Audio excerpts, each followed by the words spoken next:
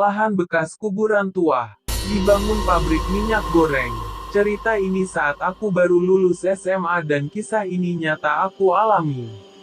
Waktu itu aku berpikir untuk mencari pekerjaan dan mencari pengalaman kerja. Singkat cerita aku mendapat informasi bahwa ada perusahaan baru yang telah dibuka lowongan kerja. Perusahaan itu berupa pengolahan kopra kelapa untuk dibuat menjadi minyak goreng dan sebagainya. Pabrik minyak goreng tersebut bertepatan berada di kampung sebelah. Jadi kalau dari tempat tinggalku sangat dekat, mengetahui ada pembukaan lowongan kerja, saya menyodorkan diri untuk bekerja dengan memasukkan lamaran dan persyaratan-persyaratan lainnya. Menjelang 2 minggu aku dipanggil ke pabrik tersebut. Dan ternyata, aku diterima bekerja di pabrik itu. Aku pun gembira. Keesokan harinya aku ditempatkan bekerja di bagian gudang kopra kering. Kerjanya sip-sipan. Mulai kerja jam 8 pagi sampai jam 5 sore. Cara kerjanya cuma memasukkan kopra kering di dalam karung. Saat aku kerja pagi sampai siang semuanya berjalan mulus. Di saat kami istirahat siang kami pun makan siang yang sudah disediakan. Saat kami lagi asik makan, tiba-tiba terdengar suara ledakan. Listrik pun padam kami pun berhenti makan. Terlihat asap hitam keluar dari ruangan mesin genset pabrik tersebut. Setelah itu datanglah mekanik, memeriksa mesin genset tersebut. Dan ternyata setelah dicek, anehnya di dalam mesin terdapat banyak sekali paku karatan sehingga mesin rusak parah. Entah siapa yang memasukkan benda-benda itu. Akhirnya diselidiki, akan tetapi tidak ada hasilnya. Ini sangat aneh, sehingga menjadi tanda tanya bagi aku dan karyawan-karyawan di pabrik itu. Menjelang beberapa hari aku ditugaskan bekerja sendiri di boiler. Pada jam 12 malam sampai jam 8 pagi. Tugasku menjaga stabilnya tekanan STIM atau uap panas untuk sesuai kebutuhan sebagainya. Aku pun bekerja. Di tempatku terasa hangat dengan panasnya nyala api batu bara. Sehingga membuat saya bercucuran keringat. Karena merasa sangat panas aku melihat di belakang ruangan boiler ada pohon mangga yang besar. Mungkin kalau aku ke situ pasti adem dan ada angin-anginnya. Aku pergi ke bawah pohon itu, sambil pasang rokok dan duduk di bawah pohon itu. Santai dulu sambil hilangkan keringat. Tiba-tiba aku merasa buang air kecil. Letak toilet jauh dari tempat saya. Yah, namanya laki-laki. Tidak repot-repot buang air kecil deh. Langsung ajalah, di bawah pohon. Saat buang air kecil tiba-tiba terdengar dari semak-semak suara anak kecil menangis. Agak jauh dari pohon mangga itu. Belum sempat selesai. Bulu kudukku merinding dari ujung kaki sampai kepala. Tapi aku lanjutinlah tidak bisa ditahan sudah terlanjur. Terasa badanku membesar. Kepalaku terasa membesar. Jantungku berdebar-debar. Aku merasakan ada sesuatu di atas pohon mangga itu. Akan tetapi suara tangis berasal dari semak-semak. Aku pun berkeras tidak takut meski seolah-olah ada yang mendekati aku. Pelan-pelan aku melangkahkan kaki dan menjauh dari tempat itu. Lalu masuk kembali ke dalam ruangan. Tibanya di ruangan boiler badanku hangat kembali dan berkeringat lagi. Aku menenangkan diri sambil berdoa meminta perlindungan dari Yang Maha Kuasa. Akan tetapi terdengar langkah seseorang datang temui aku. Sambil memanggil nama saya. Aku pun keluar dan ternyata itu Mbak Rani yang bertugas sebagai pengawas. Mbak Rani adalah pengawas di pabrik tersebut sekaligus bagian administrasi.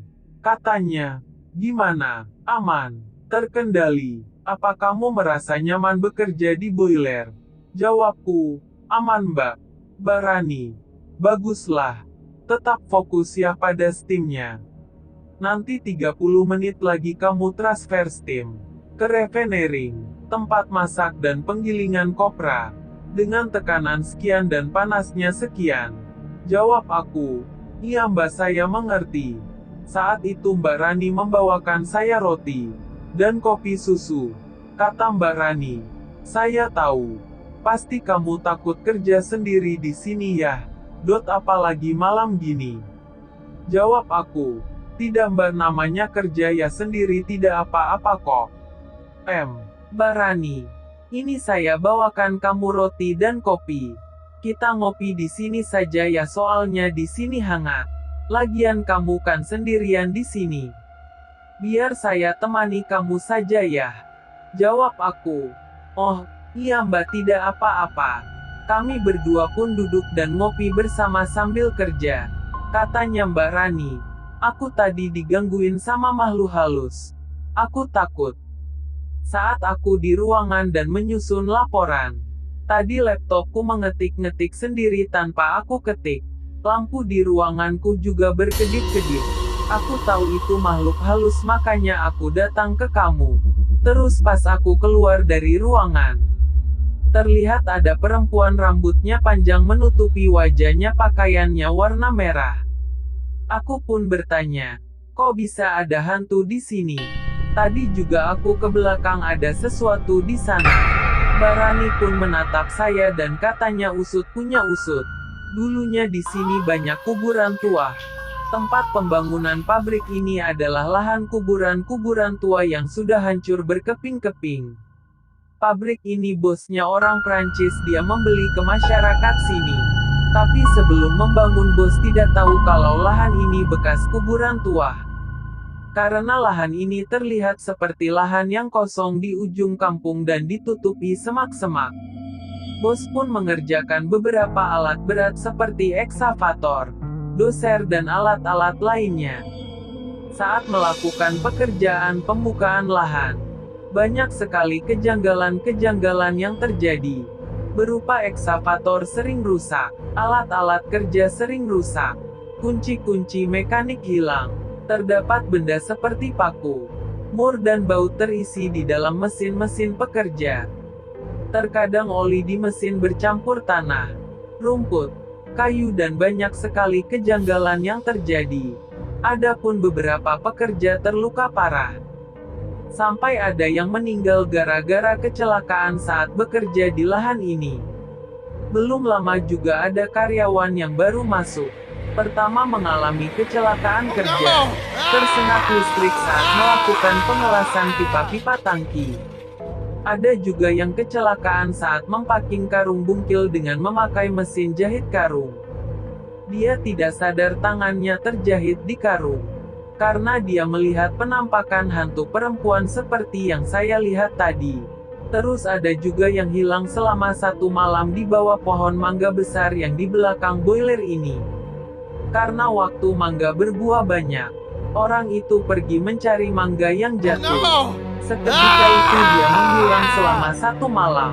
Nanti ditemukan lagi di bawah pohon itu, dia tidak sadar diri keesokan paginya. Setelah orang itu sadar, katanya dia cuma tahu mendapat mangga dan memakannya, tidak tahunya dia sudah 1 malam di bawah pohon mangga itu dan tak sadar diri di situ. Begitulah ceritanya Mbak Rani. Nah, akhirnya saya dan Mbak Rani hampir setiap malam kalau kami pas shift malam kami selalu berdua di boiler. Kami berdua saling berbagi cerita pengalaman dan saling mengenal. Akhirnya Mbak Rani menjadi teman yang paling dekat dengan saya di pabrik tersebut. Mbak Rani senang saya kerja di pabrik itu. Meskipun banyak penampakan dan kejadian-kejadian aneh, saya tetap tidak takut dan tetap berhati-hati kalau kerja. Nah, cukup sekian cerita ini. Terima kasih sudah menonton video ini. Jika ada kesalahan mohon maaf dan berikan kritik dan saran atau komentar di bawah ini. Semoga dapat menghibur dan bermanfaat bagi kita semua. Jangan lupa teman-teman like, share video ini dan subscribe ke channel saya agar tidak ketinggalan kisah, cerita, legenda video cerita bergambar selanjutnya. Terima kasih.